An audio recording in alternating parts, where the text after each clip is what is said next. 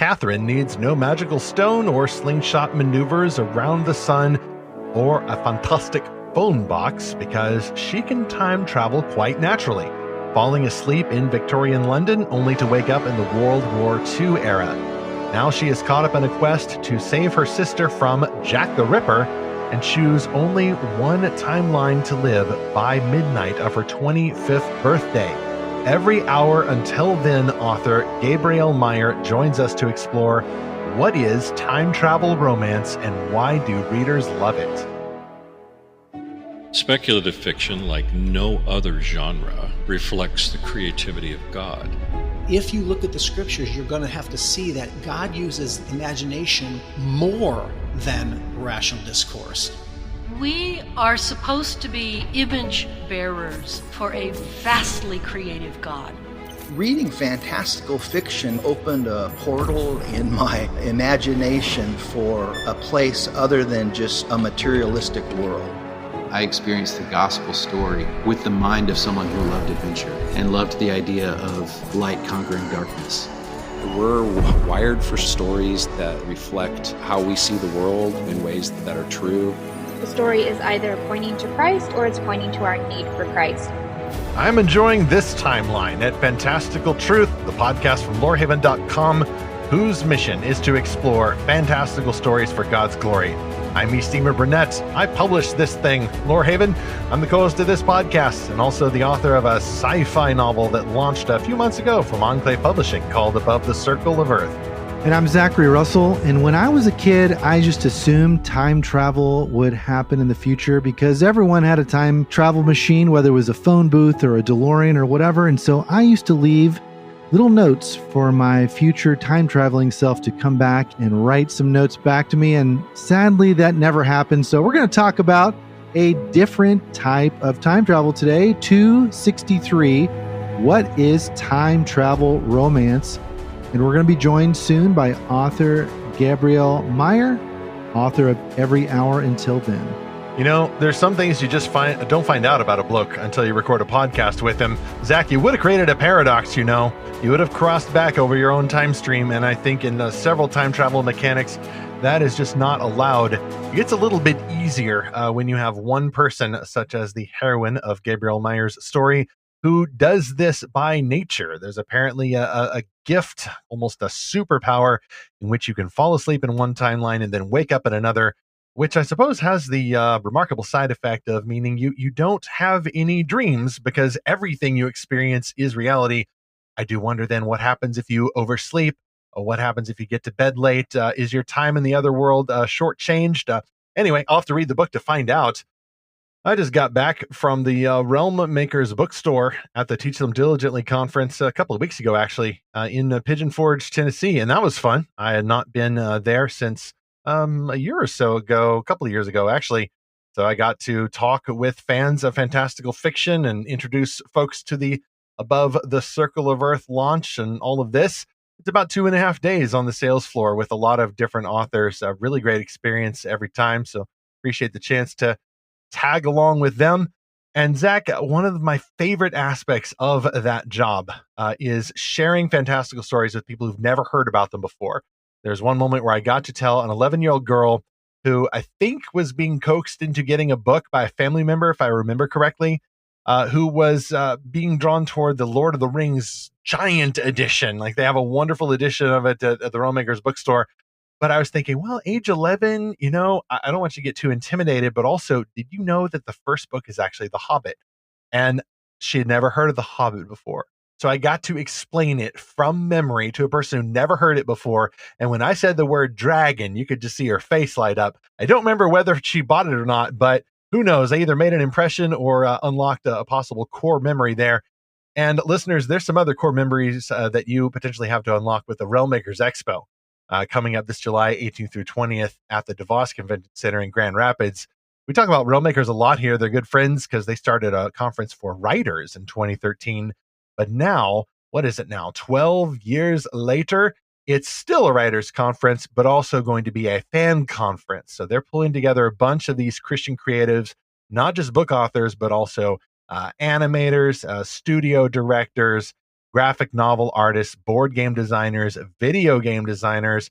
A bunch of these folks we'll be talking about moving forward only at the Realm Makers Expo. So if you're a fan of any of these kinds of stories, maybe you like folks like S.D. Smith or Mike Naraki, a bunch of those folks are going to be there. This is really the only Christian-led fan convention of its kind. Like, there's been some fan elements in other conferences or homeschool conferences that I mentioned, but this is exclusively Christian-made fantastical stuff. You're going to want to go to realmmakers.com to find out more about that.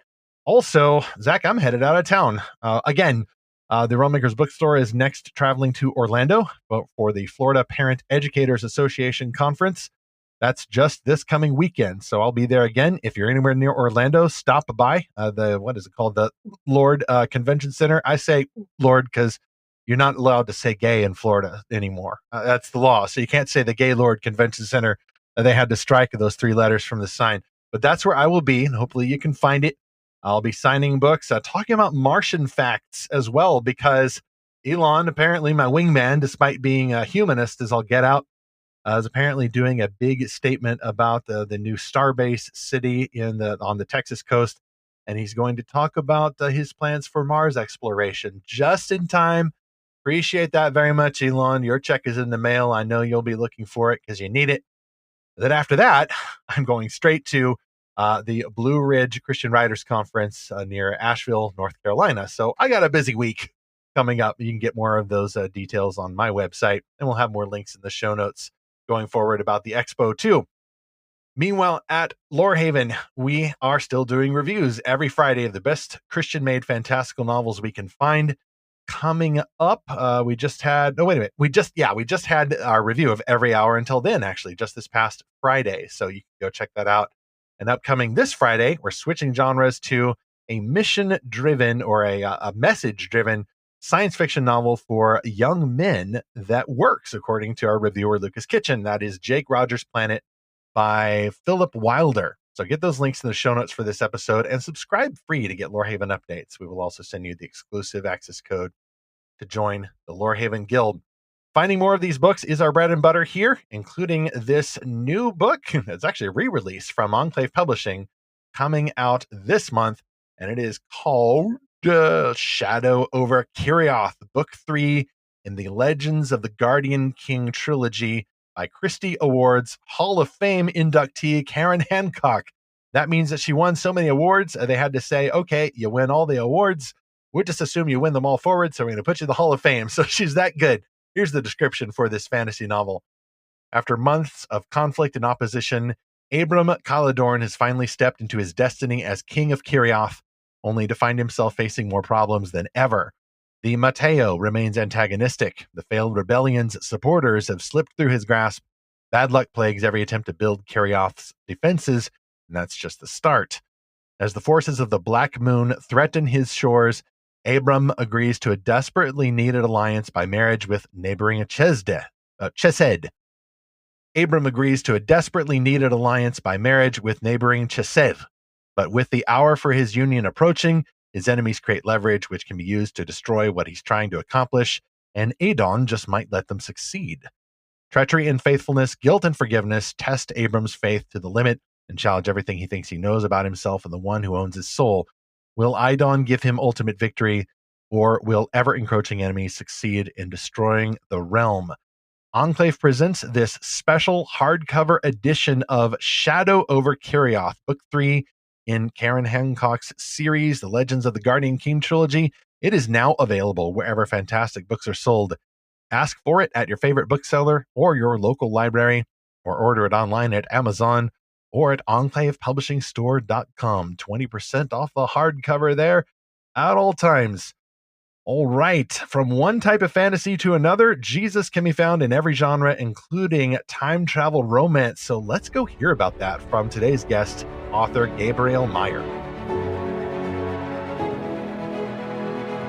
Gabrielle Meyer has found the reserved parking space outside our studio for the 1888 horse-drawn carriage. Very Victorian era there. Appreciate you parking in that reserved spot, Gabrielle. She's the author of Every Hour Until Then, which is book 5 in the timeless time travel romance series. See the show notes for this episode for her complete bio. And Gabrielle, welcome to the Lorehaven Studios. Thank you so much for having me. My youngest daughter is very jealous right now of your horse-drawn carriage because I think that would just delight her to get to ride in one of those. It would be fun. They can be classically romantic as well as traditionally romantic. So, Gabrielle, must ask how you got into this business, which surely began in some way because you found not only biblical faith, but some kind of fiction, whether it's fantastical or otherwise. Like, how did you find Jesus and great stories growing up? So I actually found my love of reading because I was a horrible speller. It was the only class that I ever actually failed. And I had 3 beautiful teachers through 2nd, 3rd, and 4th grade who really inspired my love for reading. And so that was how I found just kind of storytelling as a whole. And then it was, I think the Love Comes Softly series by Jeanette Oak that I started reading around that time. And I realized, wow, people could write stories too. I saw, the name of the author, and she was with Bethany House, and Bethany House was in St. Paul. And I'm from Minnesota. And it kind of just all clicked when I was about 10 years old. Like, wow, I could write the stories that I've fallen in love with reading. And so that was really how I found my love of storytelling. Then I was raised in a Christian household. My parents had actually became born-again believers right before I was born. So there really wasn't a time in my life that I didn't know who Christ was. Through various trials and different things in my life, I made him my own savior. But it wasn't until I was a little bit older that it kind of all came together. I became a tour guide at the Charles Lindbergh Historic Site. He was an aviator that was the first person to fly across the Atlantic Ocean. And he grew up in my hometown. I started working at his house and started telling the stories that I was learning about history. So it just kind of all congealed together. And I decided that I was going to start writing. 2012, I think, is the year that I really started to pursue my writing career. My first book came out in 2015, and now Every Hour Until Then is book number 44 for me. So kind of have been very busy the last 10 years. That is prolific. So even though this series is only now 5 books deep with Every Hour Until Then, you've had multiple series, other books before then. What genres have you jumped into? Historical romance, that sort of thing? Yeah, so I've actually kind of delved into a lot of different genres.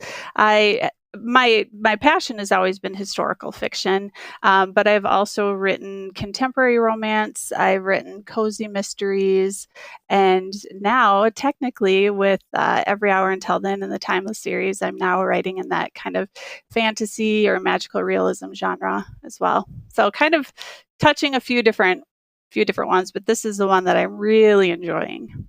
Well, that's why you got here to this studios. We have friends, though, including a friend of the show, Parker J. Cole, who's a writer for Lorehaven. She writes historical romances as well. And it's wonderful to see, for one thing, how she just inspirationally cranks these things out. But I've read some of her work and I've enjoyed it, even though there's nary a fantastical edge at all. Parker also loves to write about Godzilla and monster movies. So one of my special interests is just letting authors breathe. And even though I know there's certain market needs and reader desires, letting authors branch out into different genres and not be pigeonholed so much, which leads me to chapter 1, a flashback to our favorite time-hopping heroes.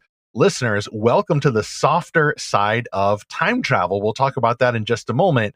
But my origin, personally, to fantastical fiction was with time travel stories. There was an original anime from the Christian Broadcasting Network. I don't know how they got it, but they did.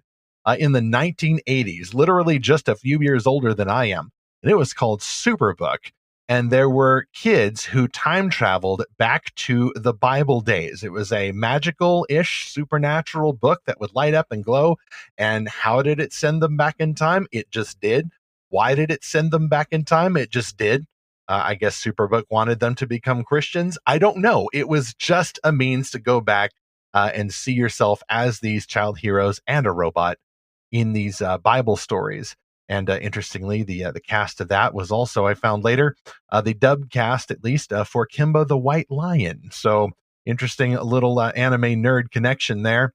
Superbook was unique, and so is Adventures in Odyssey, which also had some time traveling into Bible days. The Imagination Station was more of a holodeck type contraption with various shapes, and I don't think it actually sent you back in time. You couldn't change history. You couldn't dip in and out of different timelines like your heroine does there, Gabrielle.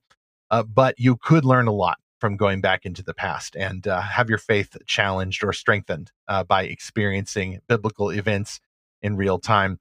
It was, however, more like virtual reality.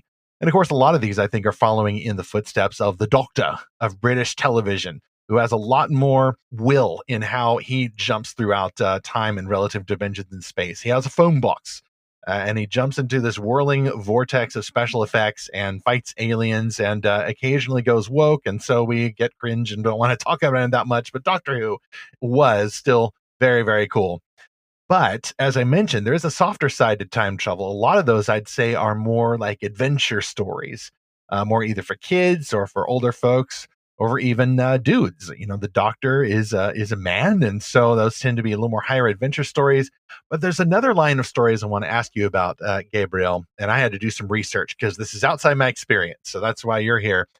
There's this the tradition of fish out of water and romances that involve what seems to me to be a one-way trip to the past, usually by a heroine. And it seems in my research that started with Outlander by Diana Gabaldon. Gabaldson, yep. Gabaldson, yeah, jumps from 1945 to 1743, it seems. The Scottish Highlands, there's a lot of Scottish Highlands love in these stories. There was also a more wibbly-wobbly, timey-wimey type story, The Time Traveler's Wife, where the husband is the one jumping around and getting into his wife's time stream. Actually, come to think of it, a Christian author, Frank Peretti, did something a little similar with his last novel, Illusion, which I read ridiculously late after it released, and I loved it, especially because Peretti shows both sides of the time jumps, and there is actually a fairly in-depth traditional science fiction explanation for that, which I really loved. And then there was Somewhere in Time, which I think got turned into a movie also. But Gabrielle, what are some of these stories that maybe you either read or heard about? And then what is this whole tradition of this time travel historical romance subgenre? Yeah, I think you hit on one of the more popular ones right now, which is the Outlander series. And a lot of people have kind of compared, especially my first book in this series, When the Day Comes, as a cleaner version of Outlander. They're going to be a little bit more wholesome, I imagine. Yeah, they are. So generally speaking, traditional time travel, like you said, somebody falls through a portal of time. With Outlander, it's these stone hedge kind of things. It's these big stones that have the ability to toss her through time. She doesn't know this until she gets thrown through time. And then they end up being in this other time and place, and they're trying desperately to get back to their normal time. But then they fall in love with the Highlander, or there's a war that needs to be won, something that now there's this conundrum that they have. Do I go back to the life that I knew, or do I stay in this new one? And I was actually talking to my sister, who also loves fiction, and we were talking about this idea of time travel. And I thought to myself, the main question that all of these time travel novels ask, or stories, is, where do I stay? Which one do I pick? And so as I was thinking about that, I thought to myself, what if you were born with that choice? What if from the day of your birth, you had two different timelines and you stayed in both of them until, your 21st birthday, and then you had to choose then? How would that play out differently? And so that was where the idea for my time crossing came from. And we kind of wanted to set it apart from time travel because it doesn't have that same time travel vehicle. And actually, that's how I should have come onto your show today, is through a time travel vehicle. But so this is kind of why we call it time crossing. She just crosses back and forth. And so the basic idea is that she has two identical bodies, but one conscious mind that goes between. When she falls asleep in one timeline, time just stops. It completely stops for her there. Then she wakes up in her other path. She goes through a day there. She falls asleep. Then time stops there. She goes back. So back and forth. So really at the age of 21, she's lived for 42 years. I think that this really appeals to female readers because, especially, as I write for Bethany House, this is the only kind of book that they're publishing. They haven't really delved into fantasy fiction. And, I think at first they were maybe a little skeptical. We just did a 3-book series. But because these books kind of fall into multiple genres, you have historical, you have a little bit of that magical realism. Some of these stories really are more about sister relationships or mother-daughter relationships. There's always a little bit of romance, but it's not super heavy.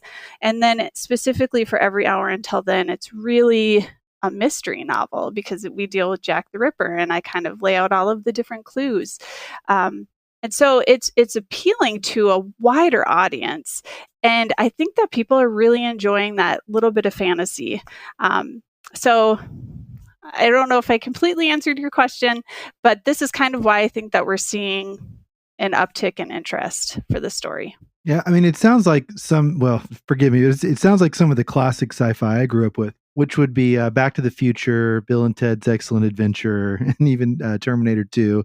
Okay, now I'll explain the connection, which is you just compared Every Hour Until Then to Terminator 2. Right, exactly. That's just the comp title the readers want to know. Which is that the time travel doesn't really matter. Like the function or the method of time travel doesn't really matter. And that's kind of the same thing in Outlander and The Time Traveler's Wife. It's just kind of something that happens. It's really not the focus of the story. The focus is sort of the character journey. In Back to the Future is mostly comedy, but it's also this kind of love story a little bit. He's trying to help his parents get together, and then he's trying to get together with Jennifer. Bill and Ted's, he's trying to pass a high school test, but they meet some princesses, so there's a little bit of that. And they stole the phone box idea from you-know-who. Yeah, Bill sure. and Ted did. Yeah, but they're excellent, so they're you can't. I heard that. You can't even compare. But the in all those cases, though, the romance is more of the subplot, whereas the stories we're talking about, that's more of the A plot or the kind of the main point of the story. And so, to me, that's also what's very different about these stories is. Now, I will say I really enjoyed The Time Traveler's Wife, the movie. I don't know how closely that resembles the book, but I found it quite interesting because it was a very different take on time travel. It was sort of this almost like this genetic disease that was causing all these problems for their family. And I thought, this is a very powerful analogy for something like chronic illness or just crazy job schedules, like someone who's a traveling salesman or in the military or something like that. It's kind of an interesting way to look at that. Now, another movie, though, that I really like, Naomi and I've watched several times, is The Lake House with Keanu Reeves and Sandra Bullock. And so funny, we get the same actor from Bill and Ted in a more serious, more romantic time travel story. But that's about this long distance relationship through time. And Naomi and I really like that because we met in person during a missions conference in East Asia, but then we spent the next basically year and a half in a long distance relationship. We got to visit in person a few times, but it was mostly email, Skype, and that kind of thing. And this is barely when video chat was available. And so I get it. I get the appeal of those kind of stories, but out of all those ones I mentioned, do you have any favorites? I actually have seen all of those. I haven't read. I didn't read the book, but I actually heard the author of The Time Traveler's Wife. She said she actually wrote it to represent all of the relationships that she had lost in her life. People kind of coming in and out in different time periods. So I like how you said that there's really a lot of different themes being represented in that. I did enjoy The Lake House as well. I know that Hallmark now has a bunch of different time traveling stories too. Yeah. It's no surprise that that's news to me. So it really is a thriving subgenre. It is. And it is that softer side that I think is appealing more to the romance fans out there. But it's a lot of fun to play with time travel for a lot of different reasons. I think that the reason why we read fiction in general is so that we can time travel, especially if we read historical. And so I think that appeal is very, very strong. And especially if, like dual timeline books are a big thing right now. But this is kind of the same, but you have the same character who's living in two different timelines. So I don't know, there's a lot of appeal, I think, for this new subgenre. Well, there's a lot of appeal too in simply finding one's relationship and purpose, maybe not in the present era, but in a past era. Not just a romantic relationship either. That's what leaped out to me about your description for Every Hour Until Then, which I want to talk about a little bit more in the next chapter. First, however, jumping genres. This is part of our series here on Fantastical Truth, Jesus in Every Genre. So we're going to jump away from time travel romance for our second sponsor, Jonathan Karagiannis with Omega Plan, a mythopoetic sci-fi fantasy novel, which has the epic style of Brandon Sanderson, the conspiracy of the X-Files, and the theology of the Bible. It is the first book in the Era of the End saga, which explores the apocalypse from a unique angle, focusing on the problem of evil, conspiracy, and ultimately faith and hope. For centuries, occult secret societies have been working behind world empires preparing for an alien invasion. Two of these societies, the Cabal and the Alliance, plot to help humanity withstand the coming wrath and fire. When America invades the Middle East after a terrorist attack on home soil, the schemes of the Cabal and the Alliance entangle and threaten the identities of a Marine captain, a demigod chief turned criminal, a trafficked super soldier woman, and an ex-con man whose eyes have opened to the truth. The purifying fire shall burn, the kingdom of heaven will conquer earth, the holy ones will arise, and Omega Plan will come out on May the 30th. Pre-order your paperback or Kindle copy on Amazon now. You can see that cool cover and the links in our show notes for this episode 263. Gabrielle, speaking of genre crossovers, there was a whole lot going on in that last one, but switching back now to that softer side, although with still plenty of challenges, let's talk about the present. The new novel, Every Hour Until Then, which, by the way, released today, the release date for this episode, May the 20th. As you've mentioned, your heroine, Catherine, doesn't just take a one-way trip through a magic well or magic stone or whatever to the Highlands. She's able to switch between these two eras. And what I appreciate here is that although I enjoy quite a lot of romance in my own life because I'm a happily married chap, she's not just about the romance here. She's got a murder mystery to solve because it turns out that when she's switching back and forth between these 2 years, World War II era London and then Victorian era London also, she's investigating Jack the Ripper because she discovers that her sister is going to be his last victim. And then, as you mentioned, before she turns 25, because rules, she has to decide which time era she wants to live in permanently. But here's a clip from our upcoming Lorehaven review. Actually, by now, it's already out. Our Lorehaven review posted last Friday for Every Hour Until Then. Quote, as Catherine unfolds the mystery of Jack the Ripper, she struggles to make sense of how God could let her know this history without having the chance to change it. Among doubts, prayer, and her mother's example, Catherine wrestles with God's sovereignty. Meyer skillfully portrays the confusions and questions of faithful Christians when we can't make sense of God's plans in our darkest hours. End quote. Gabrielle, that sounds like there's a lot more going on than even just wars on the Highlands and hunks in kilts. I love this idea of questioning the author of history when you're jumping back and forth between histories. Can you tell me more about these deeper ideas that are coming into not just this story, but the ones that preceded it in your Timeless series? Yeah.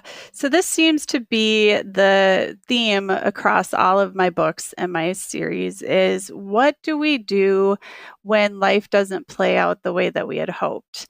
And for some of my characters, they have foreknowledge of a time and an event that might happen that will affect their lives and their plans.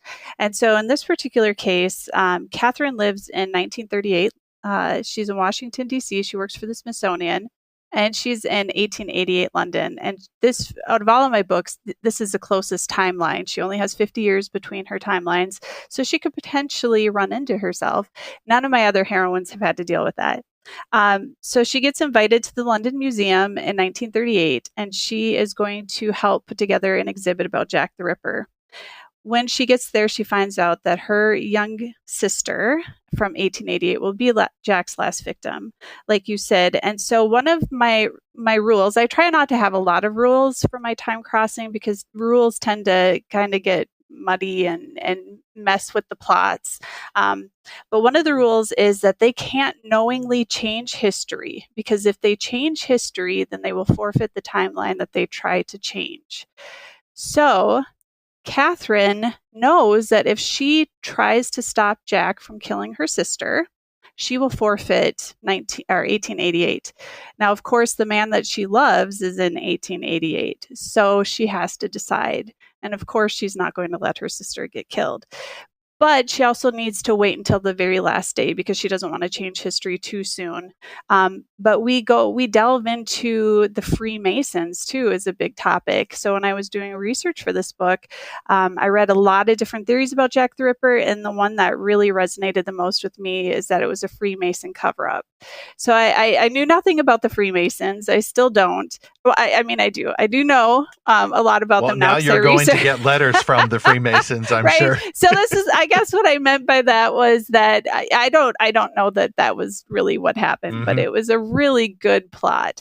So anyway, so God's sovereignty then in this is that Catherine knows what is supposed to happen, but she doesn't want to allow it to happen. And so kind of the theme that you see throughout all of these books is that that wrestling with God, is his plan better than our plan? And then what does he allow us to do? Like with our free will, do we get to make decisions?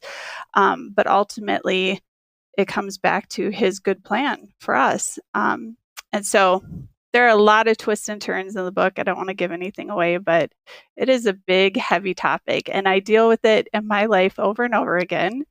And every time I do, my husband always reminds me, he's like, well, didn't you already wrestle with this? I said, I don't think we ever stop wrestling with that idea. Well, I think one could skim too quickly over that premise, because even though you mentioned that Catherine has a sister in Victorian London and a man she loves back there, I'm now curious then about all of her family in the World War II era.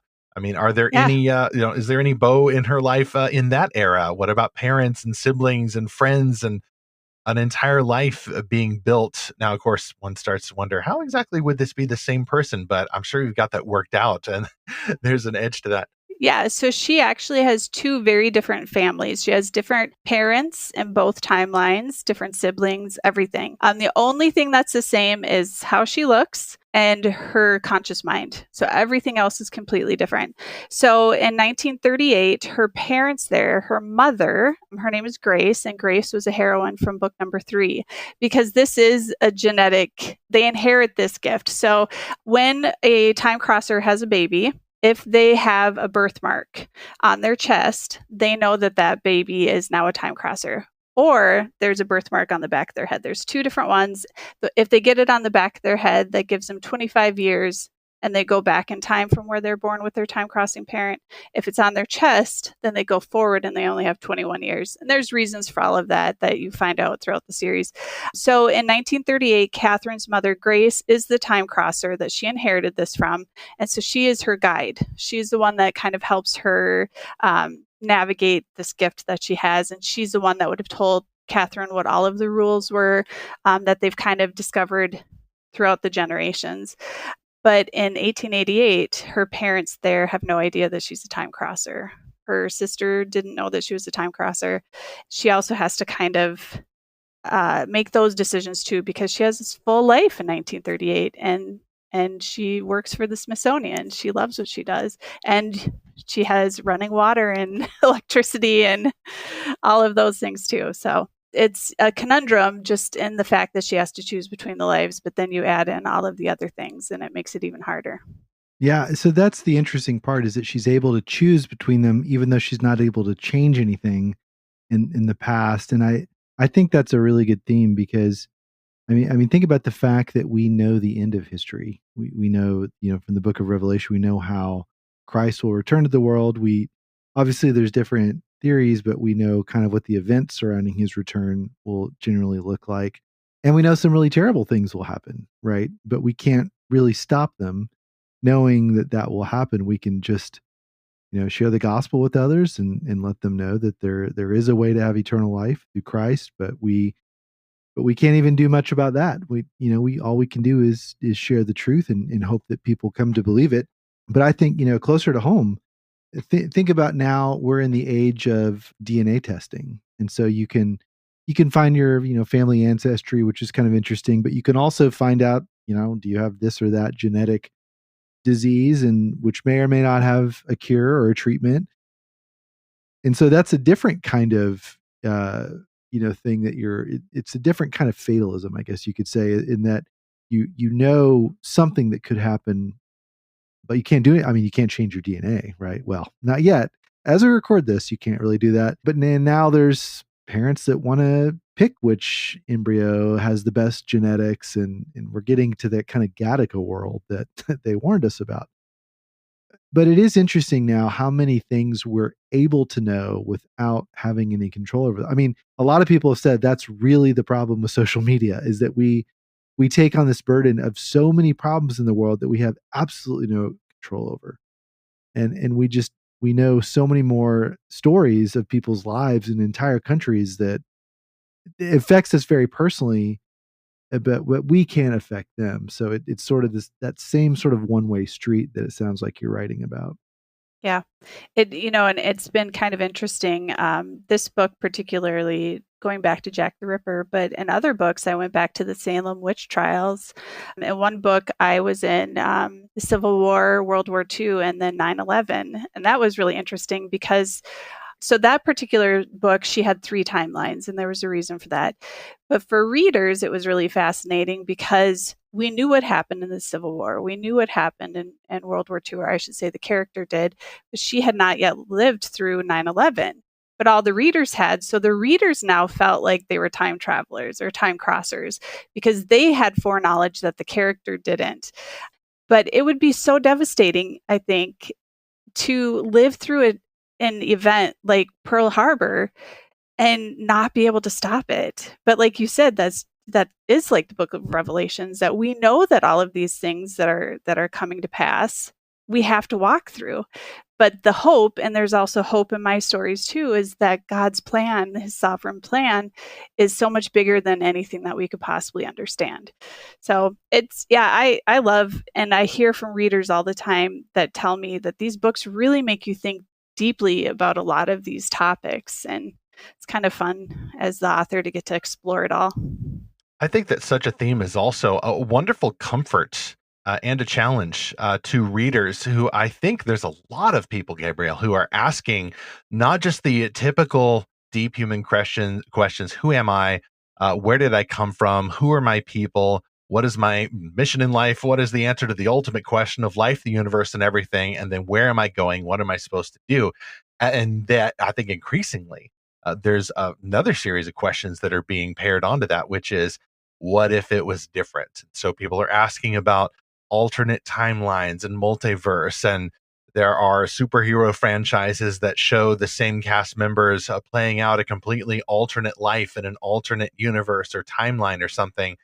I think stories like this help to address that, but how much better, I think, is a story then that has as an axiomatic truth, although to be discovered by the character, that God is sovereign. He is the Time Lord. He's the author of history.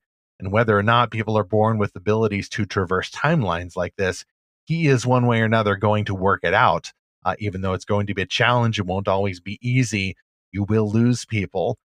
There will be some tough decisions that you have to make. And then sometimes we just have to hold on for dear life while we ride the currents of history as he has designed them. So what a wonderful theme then to reassure readers, I think, certainly while we prepare for the next one. which I want to talk about in our chapter 3 to close. However, we have another genre here, another science fiction adventure trilogy. This one is sponsor 3, Dan Megill. Born to a warrior culture gifted with energy projection abilities, Aaron's sole ambition is to battle deceivers in service of the patrons. But when his talents attract attention from both sides of the conflict, he learns that he is the one who has been deceived. Now, to set things right, he must leave his home and take on an interstellar empire. And as he forges new allies and learns his own limits, this one boy's quest for truth will reverberate across his planet and change the balance of power in the galaxy forever. Earthburst by Dan Megill is the first in a science fiction adventure trilogy. All 3 books are available now on Amazon and Audible.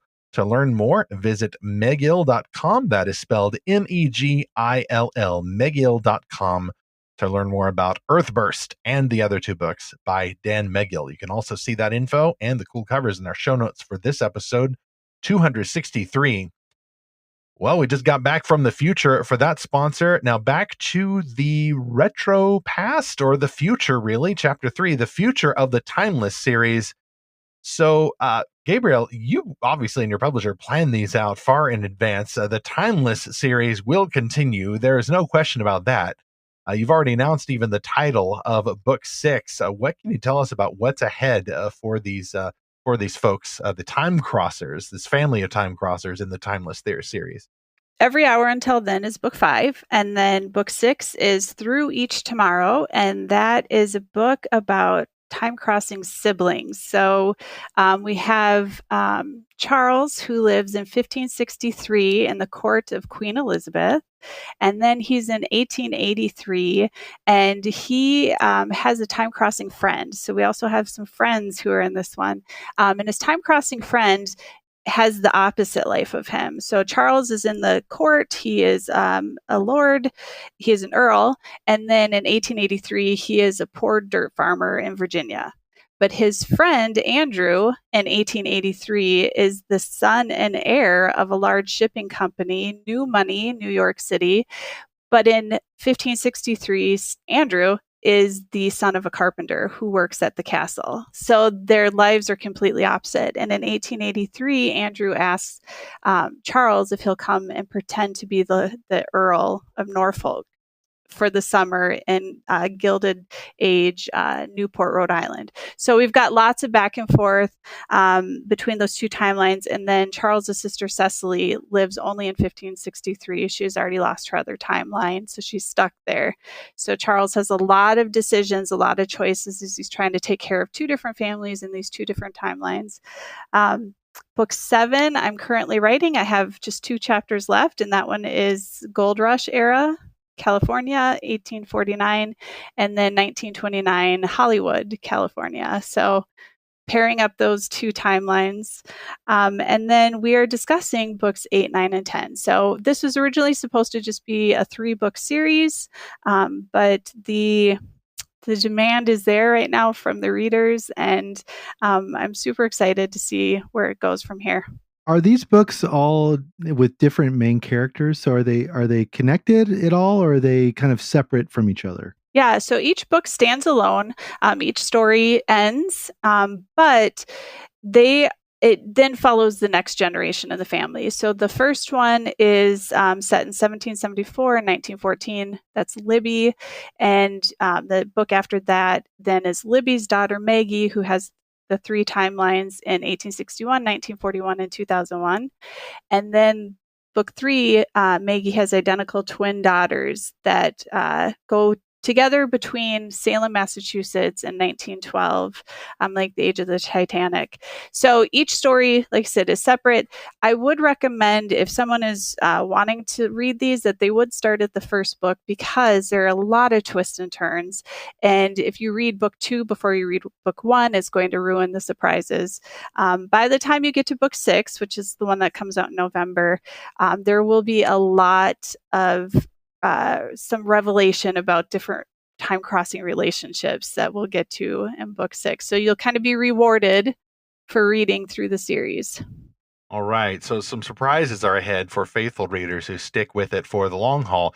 I could guess, like I did earlier, Gabriel, about why people are loving and resonating with these kinds of stories so much that you get from an original 3-book series, now a 10-book series, and everybody's happy. But what do readers tell you about what they like about the Timeless series in particular, especially as maybe a developed subgenre from that original Outlander idea and that original tradition? One of the things that I hear overwhelmingly from readers is that a lot of people read a lot of books and they tend to be very predictable.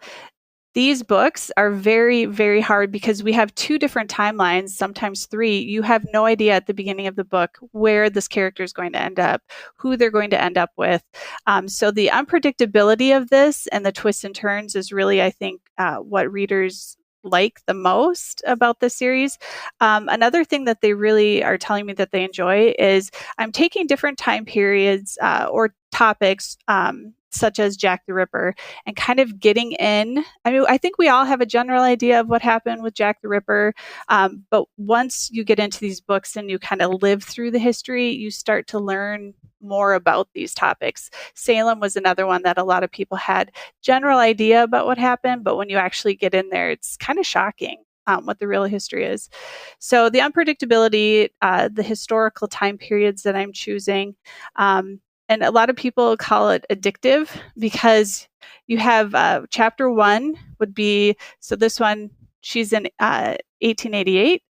Chapter 2, she's in 1938. Chapter 3, she's back in 1888. So I rotate the chapters. And so people have also told me, like, when they get to the end of 1888, they have to keep reading because now they need to know what happens next in 1938. So a lot of people that find the series have been binge reading it. I've had many people who will email me and say, I found out about your book on Monday, and by Friday I had all of them read. So those are some of the things that I'm hearing, and the sovereignty of God too. Just the themes. A lot of people really like the cleanliness of the books. There's a lot of tension and romantic interest, but nothing ever goes across the line or anything. So people enjoy being able to read romance without the spice. Fantastic. Well, where can folks track your work, Gabrielle, at your website and various social media platforms?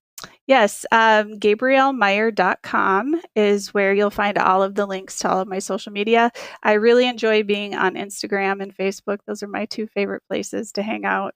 But I also have a newsletter that goes out once a month. And in that, I also offer free books from other Christian authors too. Fantastic. Well, Gabrielle, gotta say this. Thank you so much for your time and Godspeed as you head into these different eras, dealing with readers and making these stories that make us think as well as feel and keep turning those pages. Thank you so much for having me. Well, Stephen, that was a really fascinating interview with Gabrielle. And the thing that really grabbed me from our interview was how her story focuses on characters that know history and are unable to change it, and yet they still have to kind of make a life for themselves. And that's why it's, the romance angle is kind of the dominant thing rather than trying to change the past or something like that. And, what kind of hit me thinking about this is that, in a sense, that's all of our stories, in that we know the future. We know what's going to happen in Revelation. We know about the plagues. We know about this one world antichrist government.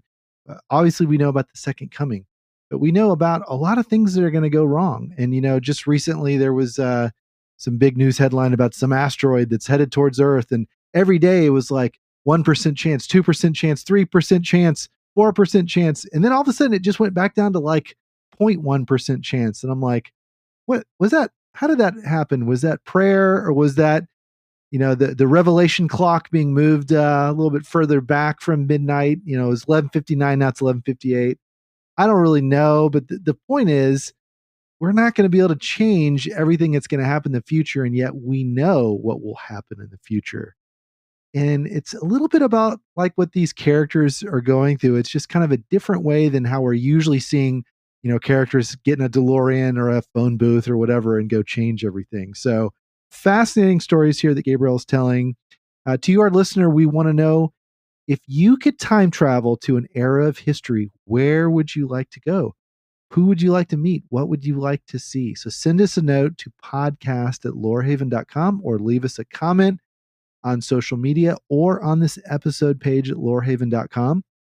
And now I'm going to go to a comment we got from an episode about a few weeks ago, 258. How would we restore Disney film franchises? And this quote is from Angela, who says, quote, I would like to submit that The Bad Batch was actually a surprisingly good thing to come out of Star Wars lately. I know everyone is raving about Andor, but The Bad Batch was my personal favorite among the latest Star Wars projects, end quote. Stephen, I have heard this actually quite a few times. A lot of Realmies, people in the Realmakers community have mentioned Bad Batch. I know that's come up in the Lorehaven Guild a few times. That's fantastic. Now, this is an animated show, I believe, so kind of in the style of the Clone Wars animated series. And that's great to hear. Hey, we want to celebrate good stories where we find them. So if you, our listener, have also watched that and want to make a comment about that, feel free to leave us a message there too. I'm still enjoying Andor season 2. I'm a little behind because of all the travel. And it was a little rough in those first few episodes of season 2, and they still maintain at least one agenda relationship throughout. But apparently it finished strong. Season 2, the season finale, wowed even some of the haters. So I'm really looking forward to that. And speaking of the future and jumping ahead in time, next on Fantastical Truth, we accept as a given here at Lorehaven that books will continue into eternity after Christ returns to earth to set up his forever kingdom. And that is clear from at least one text, Revelation 20:12, which refers to human life record books that are somehow used for judging the works of the dead. What then about other kinds of books, especially fantastical stories? Will these amazing novels, certainly those made by Christians, including the books that we explore at Lorehaven, last forever? Can we enjoy new stories? And what about special cases like unfinished books or otherwise great stories created by non-believers? All great questions, but all based on that foundation that God has made these gifts for our enjoyment, for his glory, if we use them right. If we are in him, we've repented, and we're going to be more like him. All the good books that we can enjoy can be done for his glory. That includes every genre, even time travel stories, romantic stories, or time travel romantic stories. Let us know your favorite and keep an eye out for new favorites as we continue to seek and find our Lord's fantastical truth.